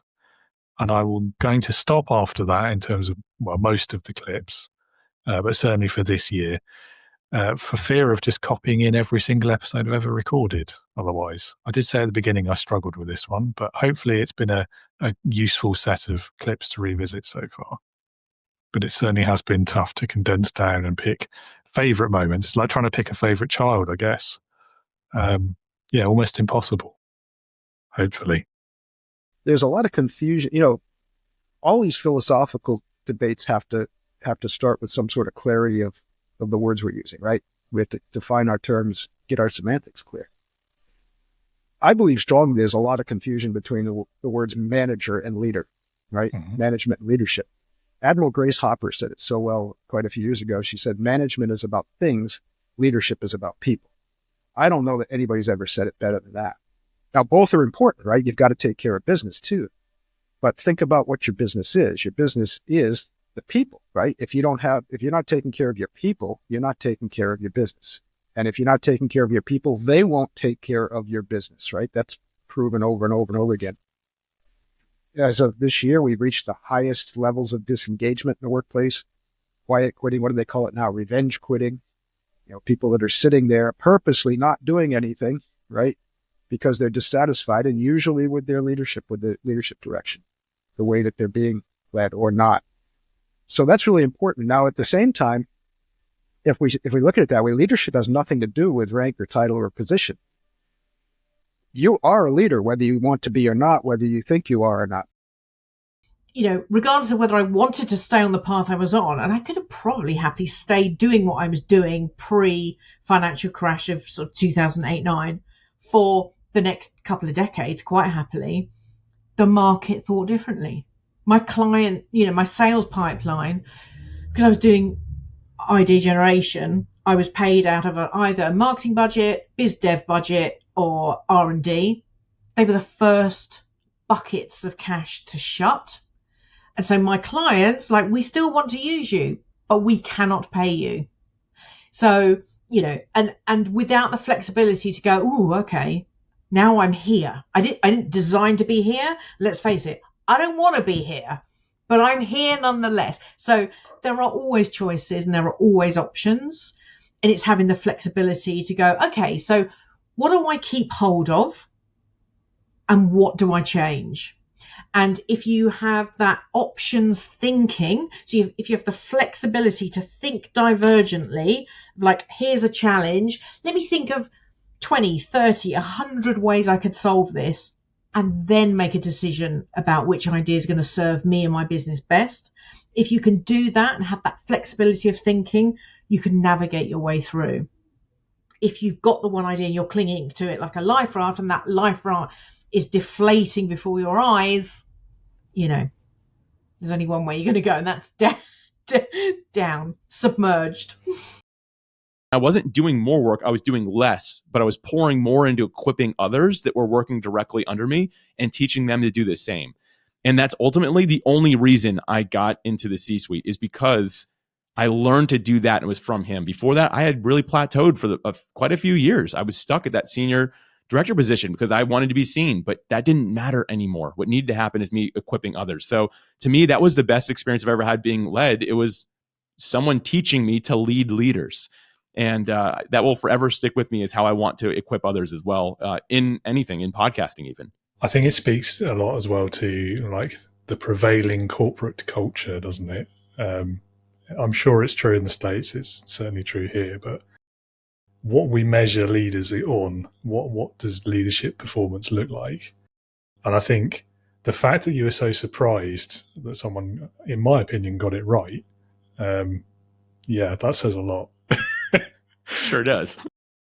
You described it as a crazy idea, so I really want to go into that a little bit more. I wouldn't say crazy is the word I would use, but I certainly think it's unusual for final year students to decide, I'm going to go and start an organization by myself and found a thing. Most people are focused on like dissertations and exams and things like that at that point. So tell us a bit more about that. Like, where did the idea come from? What were some of the challenges and lessons that you got from that experience?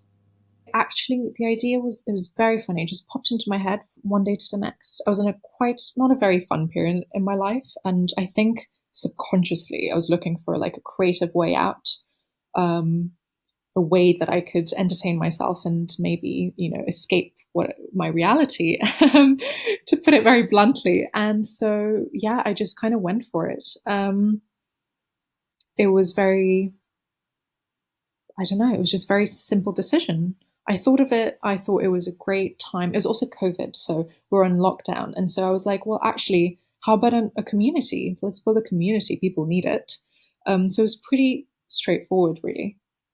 Now, what I've learned, my goodness, lots of things, lots of important lessons. I think one of the most important ones is I went into it thinking, it'll be fun. It'll be cute.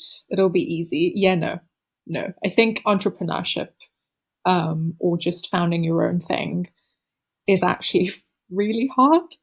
And the initial stages are always, the first few months is always really fun because it's a baby stage, right? You're just enjoying yourself, you're brainstorming, but then things get serious and the challenges are appearing suddenly out of nowhere. And I think that's where it really begins. We're solopreneurs. Like, a lot of people would look at that and be like, well, why do you need leadership skills? So what do you think? What's your answer to that? Are they relevant? And if so, why? God, yes, they're relevant. Because I'll let anyone who's thinking about going solopreneur or doing anything like this into a really big secret. Clients don't know what the fuck they want. This is one of the big major things I've learned is that generally speaking, the reason they're coming to you is because you are an expert. Therefore, they don't know what they want. They have an idea of the results they want. That's what they have. But they don't know what it is you want. And so it's important to be able to have leadership skills because you often need to lead your clients to the answer before you can even get started on their work. This is what the whole briefing stage is all about. If you sit and get told what you're going to do by your clients, often it's not going to have the results that they want. And that is going to leave them annoyed. And you can do a great job for them. You can do exactly what they want you to, but it won't do what they expect it to. And so they'll immediately go, well, this is obviously down to the freelancer, the solopreneur, the business owner I used because they haven't done what I wanted them to.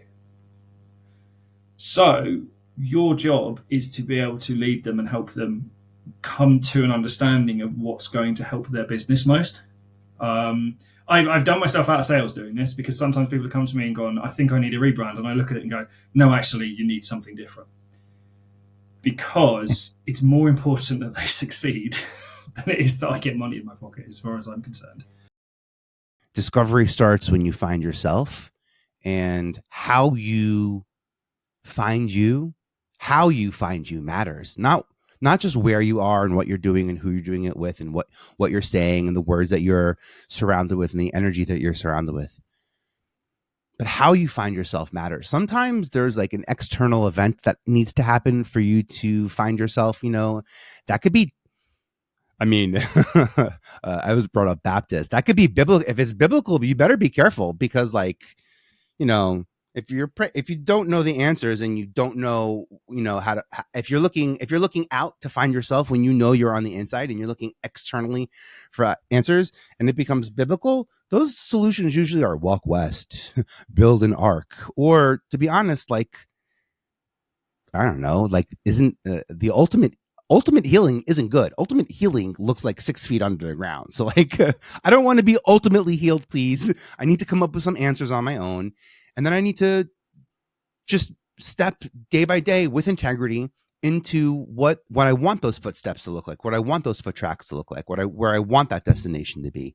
And how I get to places is so much more important than where I'm going. Leadership is something that lives in the future.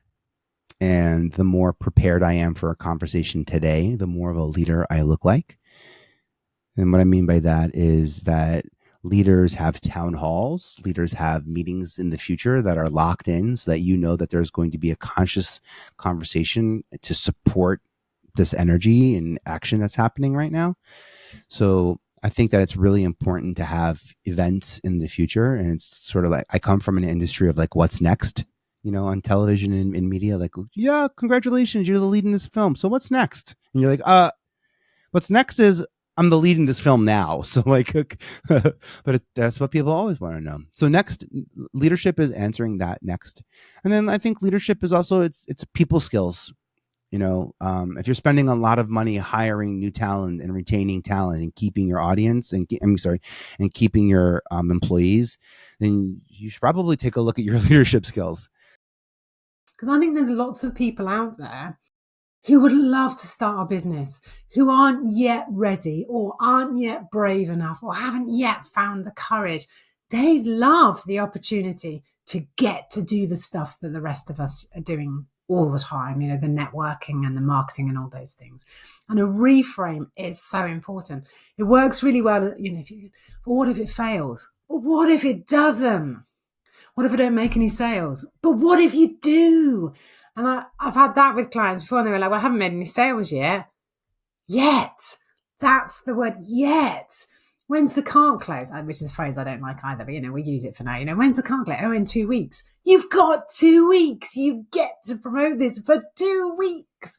I think we're really good. Just the human nature. Oh, it's not working. And I've heard that before. Oh, it's not working. How long have you been doing it? A couple of weeks now. Yeah, that's not long enough to decide that it's not working. So there is so many things that we can reframe. And I totally agree with Alan. He's absolutely right. When we just take a moment, so it's when those negative thoughts, and actually this is one of the ways that you can strengthen that resilience muscle that you were talking about. So when that negative thought comes up, I can't do this. Yeah, but I get to start doing it. I could at least have a go at it. The minute you start discussing something, even when I say discussing, this is obviously you having a conversation in your head, which works fine, by the way, everyone. You just have to just switch it just slightly. We don't even have to, go too far with it. Sometimes it's just the change of a word.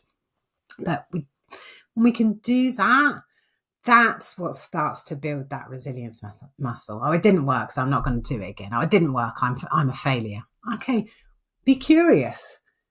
Okay, it didn't work this time. What could I have done differently? What can I learn from this? The reframe is just magic. And it's where I believe, and I expect Alan would agree, it's where the golden nuggets are. Because if you can start switching it, you go, oh yeah, so yeah, I get to do my marketing. So what kind of marketing do I want to do?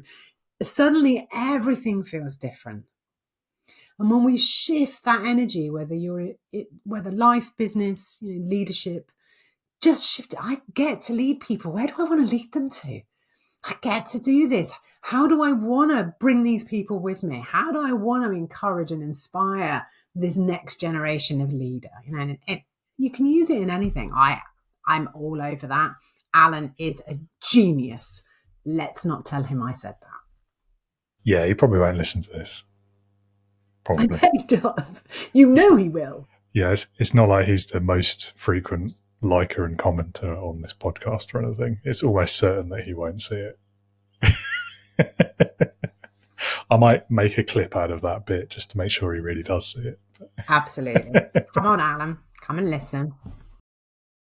I had an opportunity to go and be a store manager in the mall. But my wife said, Michael, something better and greater is in store for your life. Guess what? I went to the interview anyway. While I'm in there interviewing, my wife is walking around the mall praying that I don't get the job. What type of spouse does that? The next morning, I'm excited. I check my email waiting for the job offer. But instead, I see an email that says, interview Washington, D.C. for a financial controller job. I click on it. It says, you have to have a top secret security clearance. I said, what kind of job is this? You have to pass a medical background for you and your family. I said, whoa, this is getting scary, David. And then it says you have to travel the world. So I go and Google financial controller, USAID. And it says that when you're traveling around the world, you will represent U.S. citizens with a diplomatic passport. Well, I hope you've enjoyed all of those clips and, of course, all of the episodes this year and in the years beforehand. One final thing I'd like to do, it's a bit of foreshadowing for episode 200. I'm selling my own mentoring service and a community where I offer mentoring. I regularly talk about the power of community, about mentorship, having a coach, having that impartial third party, that someone who's outside of the situation to talk to. So I think it's a good idea to give you some examples of mentors that I've had over the years. Now, all three of these I'm still in contact with today. A couple of them I've even continued to work with on and off over the years. They were all colleagues in the past, and they've all given me, at various times in my career, some really useful mentoring, some of that guidance, having been there and made some of these mistakes before. So two of them you may recognize from series 1 and 2, way back in the day. And then the third is Stuart Vincent, who is probably the best mentor I've ever had. Definitely an excellent friend to have a few beers with as well. And you will see more of him in episode 200 in about an hour's time. Well, actually, maybe less than an hour if you've been listening to this episode all the way through.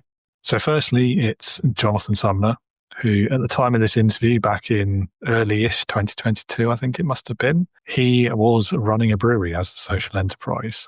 He's since moved on, returned to his aerospace roots. But there's some really meaningful conversations we had and a meaningful lesson in this clip, I think, that's worth remembering.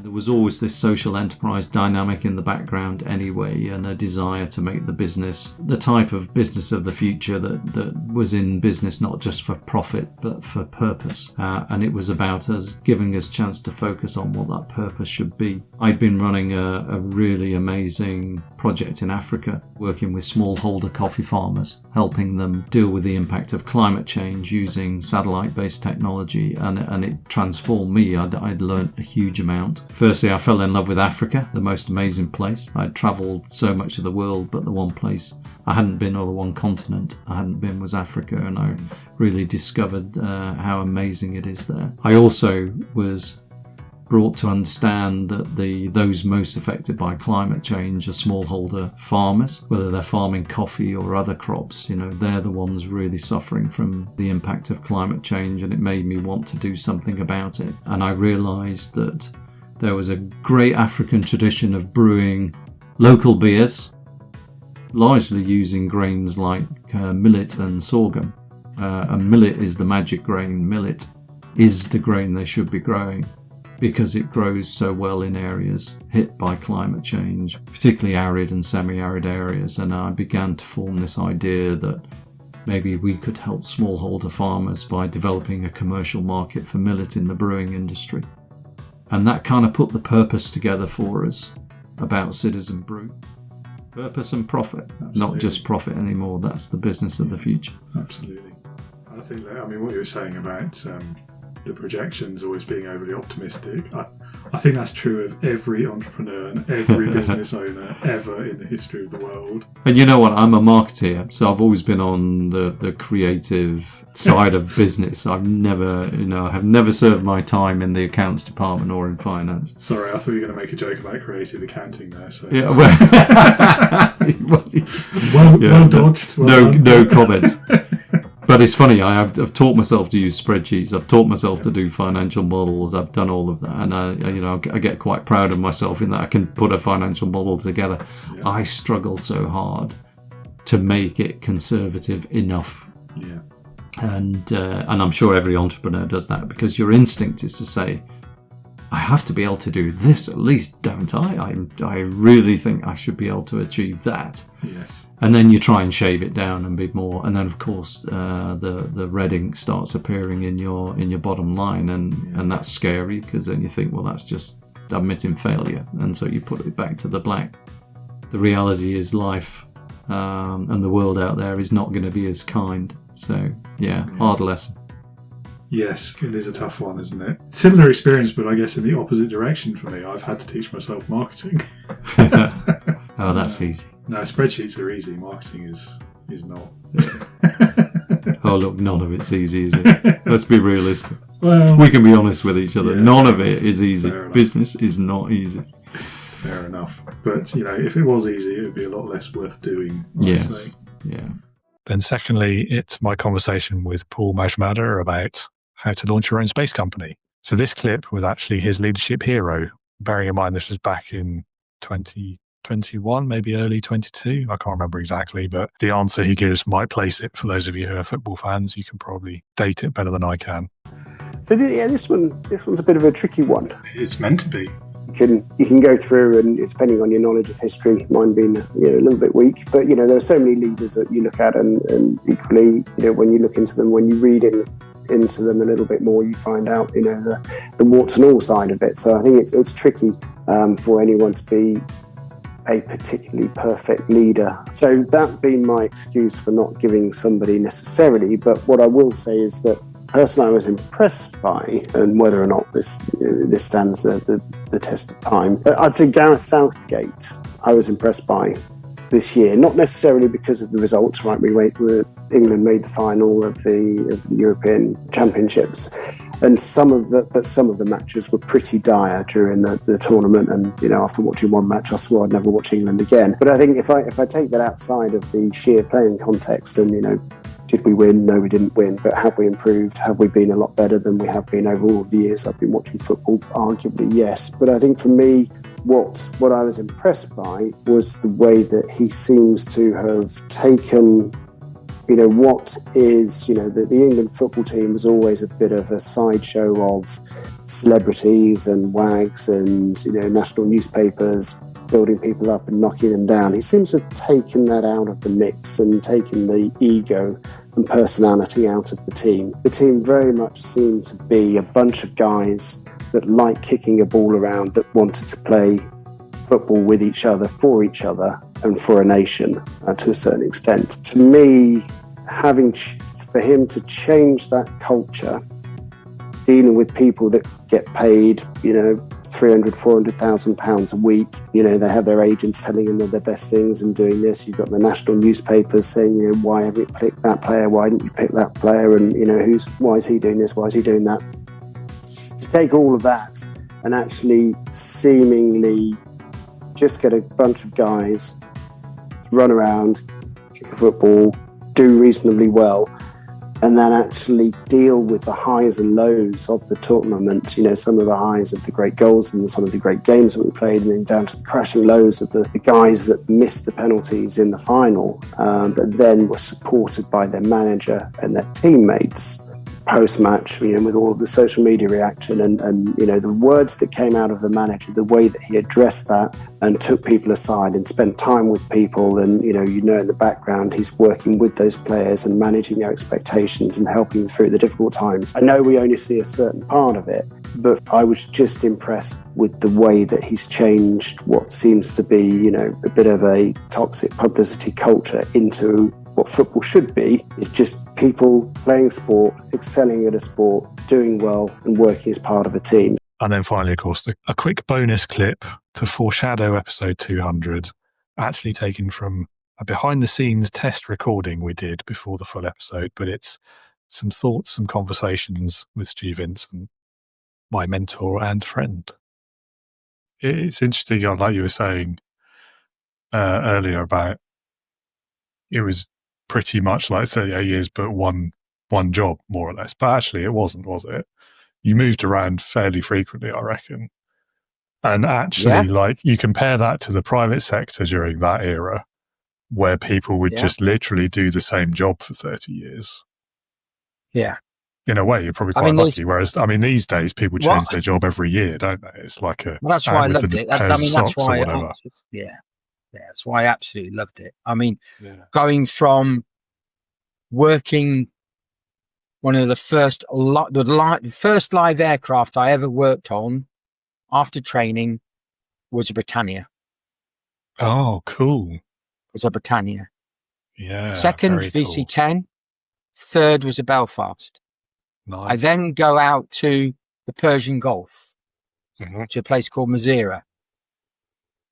Not knowing when I stepped off the aircraft, I was in a war zone. Because it was one of the country's private wars, secret wars. Right. No media, no nothing. Absolutely. And the Doha conflict in 72 was at its peak. And while I was there, I worked on Skyvans, Caribou, Strike Masters. Oh, Caribou's cool airplane. I worked on Andovers, R1 Nimrods, Vulcan, Victor, Canberra, there you go, PR9s, PR13s, PR9, sorry, and B1, B2s coming through, and then the two Hercs. So it was just, and then after that, I get sent back I end up at St. Athens, thinking I'm going on my fitness course. No, I arrived and was on, guess what? Buccaneers. Oh, nice. During the 1384 mod, which was changing the small air intakes to the larger intakes for the larger engines. Yeah. And my introduction from the flight lieutenant was, well, you don't have SACs working on here. It's JTs only. Go out and see Flight Sergeant so-and-so. He'll give you a job to keep you busy while I get you posted. And 18 months later, I was still there nailing rivets with the sergeant. And because he said, can you rivet? I said, yeah, I can rivet. And off we went. Is from the tailplane running right the way down up over the spine to the back of the cockpit. There's roughly over 1,000 rivets that you got to do stuff with. And him and I could nail it quicker than anybody else. And then it just goes on and on and on. And so you come from being an instructor teaching leadership to then running a primary maintenance team at first line on Hercules. It's just, and that's why when I'm listening to you guys talking, all these different aspects of leadership, it's so different. It is. Yeah. It's crazy. Absolutely. Tune in later this morning for more from Stu. And then I'll leave you with a final-ish thought. If you've ever asked yourself, should I do a podcast? And then dismissed it with a second thought of, no, nobody wants to listen to me, then two things. First, ignore that second voice, take the plunge, the risk, because it's not a very high risk. It's pretty low, actually, as it happens. And you might find out you love it. I'm so glad I tried it. I can certainly speak for myself. Can't imagine not podcasting anymore. I think I'm going to be doing this forever now, or as much of forever as I get anyway. And secondly, here's another clip from my conversation with Podmatch founder Alex for you to reflect on and hopefully come to your own answer about whether or not to start a podcast. Many people, I think, are sitting there with an idea maybe of a podcast that they might want to do one day, and they haven't done it yet. What do you think about that? Yeah, this is the age-old question in my world now, David. Should I start a podcast? Right? Like everyone, like, what do you think, Alex? Should I do it? To me, my answer is yes, but if. So yes, if you have a message that you actually want to get out, a purpose, and the purpose doesn't have to be to become the next biggest podcaster or to change the world, right? It could just be, I'm really interested in talking to people that own Aston Martins, right? Like it could be something simple, just a hobby that you have. There's a podcaster that I really respect. He's one of my favorites, Jordan Harbinger. Millions of people listen to his podcast every month. He is one of the biggest solo podcasters out there. And I asked him, like, what's the secret? He's like, man, keep it a hobby as long as you possibly can. He's like, yeah, treat it like a business with like the systems and stuff. He's like, but make it a hobby, like have fun, love what you do, have like your own purpose behind it. And he shared that. And I was like, man, that is not what I expected to hear, right? From one of the biggest podcasters on the planet. And the thing is, I think that we need to have that purpose, that message, what it is that we want to get out because of it. I think if you're just like, I want to start a podcast because I think I can make money, or because everyone else is doing it, or maybe it'll grow my influence, I think there's better options for you. I don't think that it's what you should do. But again, if you say, you know what, I really want to talk about leading with integrity, that one's taken. But let's just say like you really want to talk about it. And David, you're passionate about leading with integrity, which is something that is at my core. And so I love that. So other people that are at that's at their core, that's why they're listening to this. So just think about that. Like if you're like, I want to start one, what is the real reason? What is the real purpose? And right along with that, Dave, if I can just quickly share stats, I won't make this too crazy, but I wrote these down because I had a feeling this was going to come up. And if anyone wants to see this information, because I'm not going to try to share too many numbers, but if you go to podmatch.com/report, you can see what I'm about to share. There are about 2.7 million podcasts. So the next follow-up question, the reason I'm mentioning this is because people say, should I start a podcast? Well, aren't there already too many? There's 2.7 million, yes, but there's only 381,000 that are active. And of those active, 95% of the listenership is among 35,000 of those shows. And this is pulling out all the celebrity shows, all the big network shows that everyone would be familiar with. This is just looking at the independent level. There's 35,000 shows that have people really listening to them, 95% of listeners. It's not saturated. There's plenty of space. So that's it. Thank you for listening or watching. Do pop along to the website if you would like to learn more about my various leadership support and mentoring services, or join my online community. I will be back very soon, this morning, in fact, with episode 200 and Mr. Stu Vincent. And as the music plays us out, those of you watching the video version can see an old bit of footage I found of myself recording the very first episode ever. The podcast life and even this very room have certainly changed a lot since then. So thank you for being with me. Thanks for listening or watching today. And I'll talk to you again in, well, less than an hour, depending on when it is that you're listening to this. Until then, take care of yourselves and be a leader, not a boss.